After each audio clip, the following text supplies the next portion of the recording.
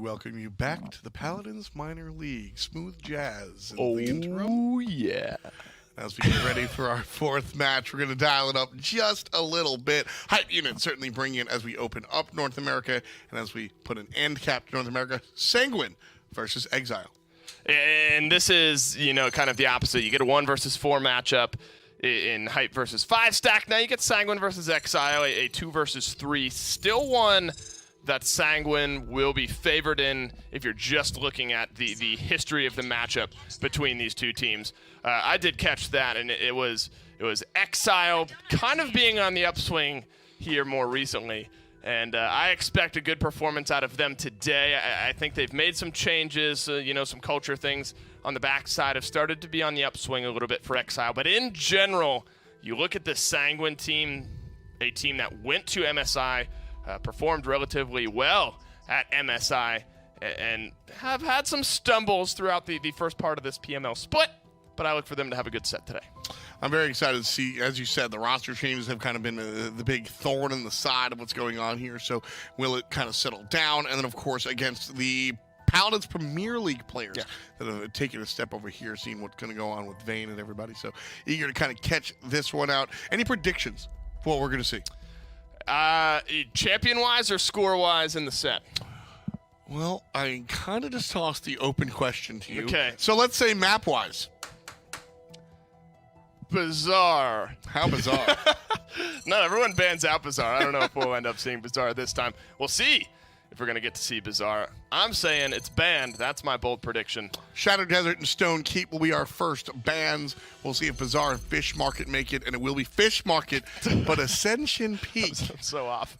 It's actually very funny because I think if you had said Bizarre in literally any other match, you would have been correct. Right. The one match that you say Bizarre in, we get Ascension Peak instead. Still no Fish Market, unfortunately, but the big box we are going to see, that of course is Bizarre, the big arena. One of my favorites, honestly, because I think it's just let's fight them in the middle. But the real-life location of Frog Isle, one of my second favorite maps, just the old frog face, real-life location, old-school map, a lot of different approaches as far as the X's and O's. You can take long-range characters, you can look for the flanks. It's a nice choice. And we don't get to see Frog Isle all that often, which makes me sad because I love this map.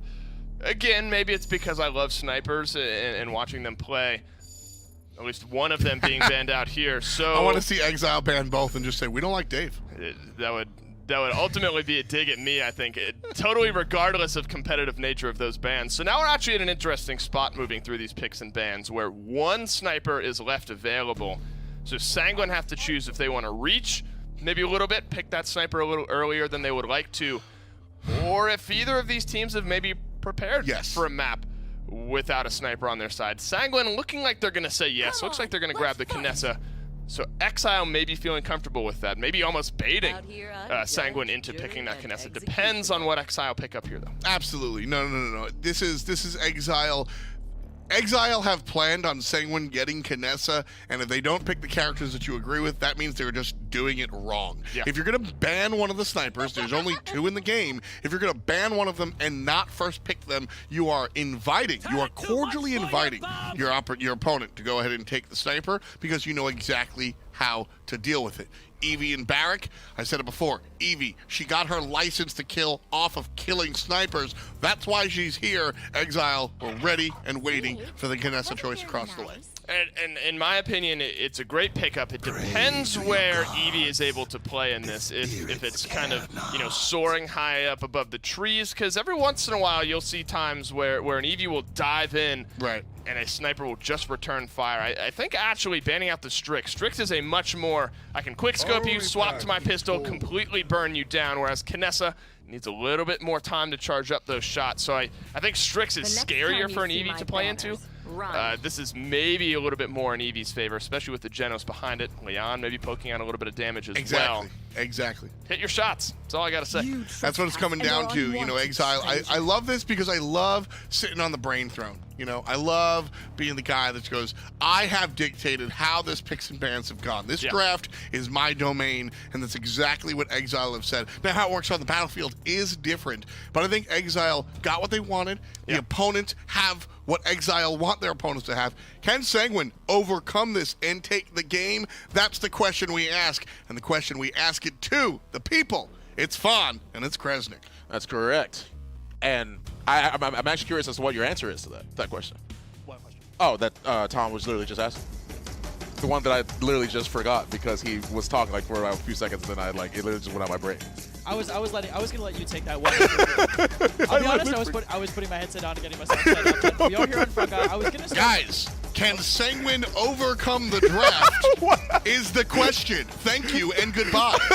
Thank you very much, Tom. Thank you, Tom, for reappearing here. Appreciate that. I was actually gonna say I feel like it might be an uphill battle for Exile here. Barrack Khan with Genos is really solid, but Stigma and Kinessa, man. Yeah, true. I feel like banning Strix against Sanguine is almost weird, considering, I mean, he'll force Kinessa on anything. He'll play it anywhere.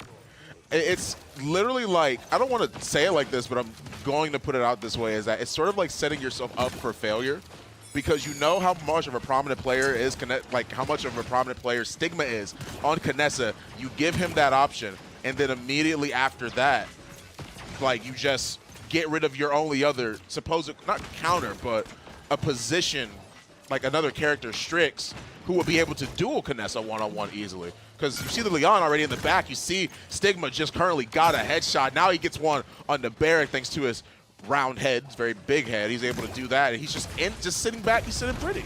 Some teams just don't like playing around that sniper. It does make you play a little bit differently, but you got to understand when it's kind of necessary for your composition.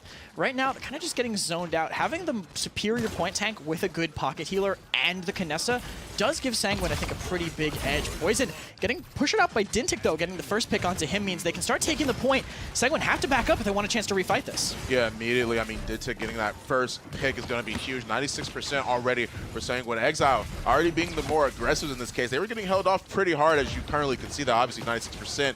Dintic really just in a good spot, but a nice presence leaves Stigma. 68 health is going to leave him a chance to try and recover that health back. However, Aspect getting the kill onto Neo is going to be a very, very huge factor.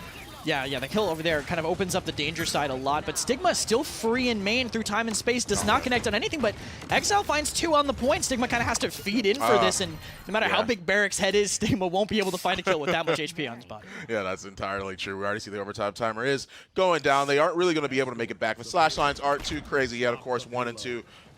Poison's the only one on Sanguine's side that's gotten a kill right now. Exile's looking pretty. They've got 2 people with 2 kills, 4 kills total, 5, 6. Of course, 6 kills all across the board for Exile's side. And I mean, they're already looking really, really good. Stigma in the back. Once again, he's just taking these faraway angles because he's a sniper. He's not going to be able to push up like that. And with talent like Steady Aim, you see how much damage he did to that Khan. He was able to pop him. Once again, another headshot as well as a follow-up crossbow bolt coming out from Cassie is going to allow them to also pick off Bagel. The proc from the Steady Aim actually just lasts so long. You can get away with a lot for it. 2 CC ultimates coming out from the tanks. They want to take this all the way to their spawn. Poison finding a few shots, but Exile's managing to peel themselves for just a little bit.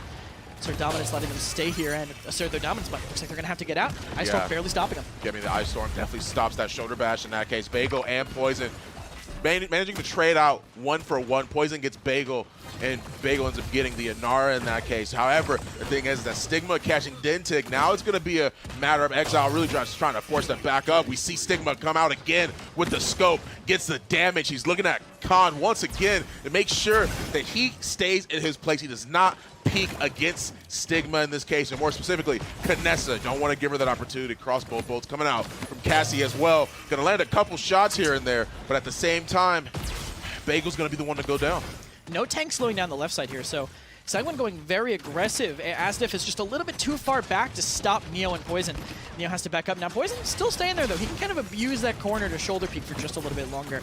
Gonna stalemate here. I think Exile might use 1 ultimate to get out, but there's not a lot of time left. They already tried to use Ice Storm to stop it, and it basically got them nothing. Oh, man. Khan actually moved up, gets shoulder bashed off of the edge by the Ashe in a bad spot in general. Dentek trying to make sure he can get some damage into that back line, into Sanguine in this case, but he just gets healed right back up thanks to that Damba just playing such a prominent role. Poison finds the kill onto him.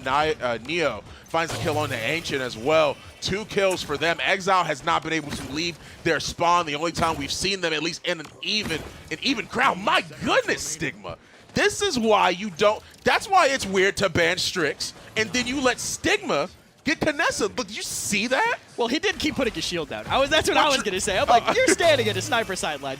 Hold your shield at least till you walk out of the way. But Asdiff, pretty much, it wouldn't have made a difference there. Just got Sigma a few more credits, kind of already adding on to the pile. Exile, thankfully for them, they did get those 300 credits for the capture initially, but I have a feeling after that aggressive of a defense, it's kind of already equalized a little bit.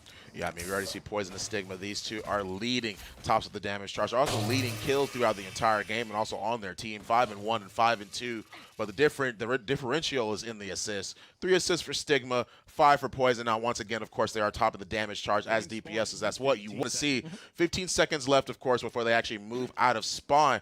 Now, what does Exile need to do to try and to make sure that doesn't happen again, where they're just stuck in base, literally? I mean, as long as they keep winning the mid-fights, who cares? Right. Well, good If point. you Yeah, win the good point, mid-fights good point. and you get zoned like that every single round, you're still winning the game. Right. You know, in the end of the day, you are getting those bonus credits and you're ticking ever so closer to that win. But to make the mid happen, I guess you would probably want to start like that, completely freeing open danger, kind of making it a lot easier to pressure into the sniper. Oh my goodness, he actually managed to get the kill onto Neo in this case, and the overpower did go through Dread Server to be used to try and peel for that. Knew where Stigma was, of course, Kinessa or Strix, whoever it is that's going to be the sniper is going to be in the same spot for the most of the time. Void Grip to go out to leave Inara vulnerable over her wall. A good presence is going to keep that Cassie behind that wall, force her to dodge roll out. Dintic going to start pushing forward as well. And just like you were saying, Kresnik, they're winning these mid-fights. They're being aggressive. And if they are, then exactly, who cares if they're doing good later on if they're getting zoned that hard? You start dominance to go out, but I mean, stuff's still going on. Neo's really low. They did get Ancient, so it's going to be a little easier to retake. And Neo's damage did force Aspect off of the point. So Sanguine have a chance to retake here. No comeback on either side means Exile really didn't get too far ahead. Neo coming back.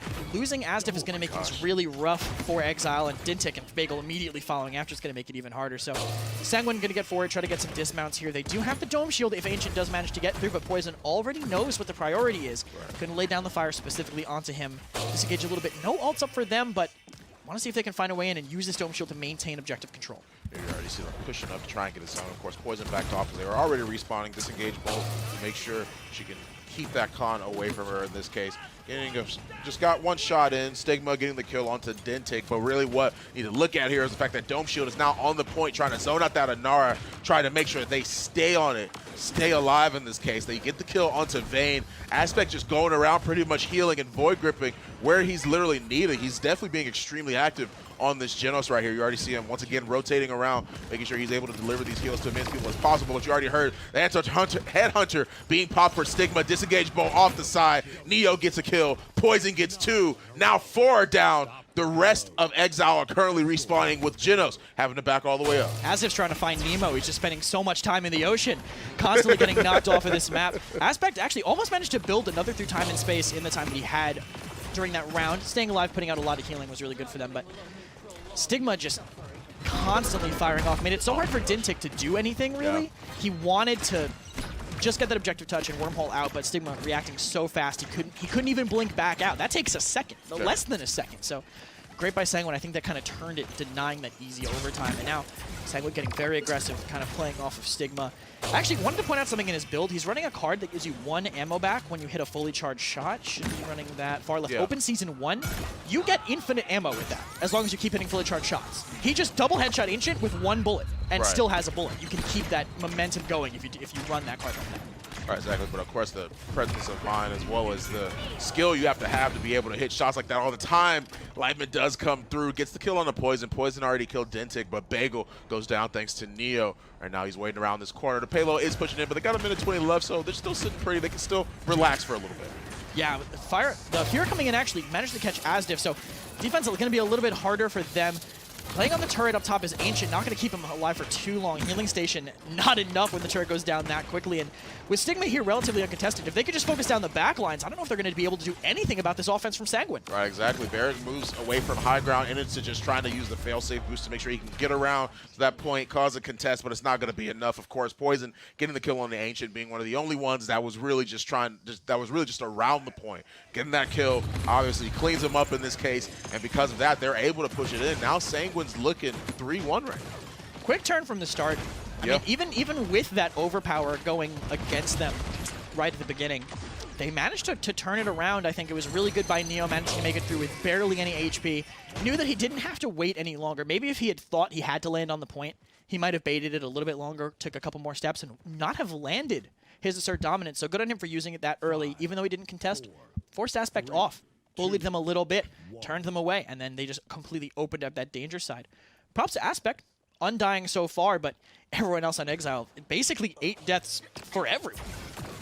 Yeah, 81,000 damage on both of them, really. Just, once again, Poison, Stigma. Staying up here at the top, of course, you're going to see them hold this angle right here, Neo and Poison. Really just around this corner, trying to stop the push that is, once again, Dintic and Asdif in this case. The Dome Shield goes directly down on the point. 24% for Sanguine. Shots are coming through, though, through time and space to try and see if he can get Stigma. Stigma sort of just baits it out. He peeks out, but he's already moving back, so it's not really of consequence at this point. Headhunter goes out. There's a crit. There's one. Knows he's right around the corner. He's going to try and peek. He actually gets the crit as well in that case. Another crit thanks to steady aim. The talent's already too strong. He's able to land a couple shots. Enough of that. The kill feed lights up like a chat log in this case. The activity is running wild. And we see that Exile is the one that actually loses the trade in that situation.